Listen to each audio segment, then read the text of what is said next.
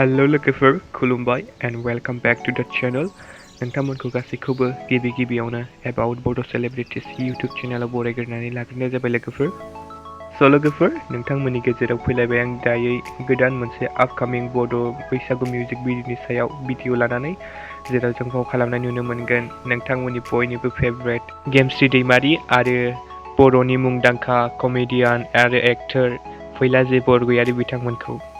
बे मिउजिक भिडिअनि टाइटेलानो जाहैबाय थांखु तेमा आरो मेथाइखौ रोजाबदों नोंथांमोननि बयनिबो फेभरेट नयन बरगयारि बिथां ओमफ्राय लोगोफोर बे मिउजिक भिडिअनि करिय'ग्राफखौ खालामदों बिग्राय ब्रह्म बिथां आरो जों बे मिउजिक भिडिअखौ जिडि प्रडाक्शन इउटुब चेनेलाव नुनो मोनगोन लोगोफोर ओमफ्राय नोंथांमोना बे मिउजिक भिडिअखौ नायनो थाखाय बेसेबां एक्साइटेड कमेन्टआव खोन्थाहरदो लोगोफोर आरो नायनो थाखाय एसे नेनानै थादो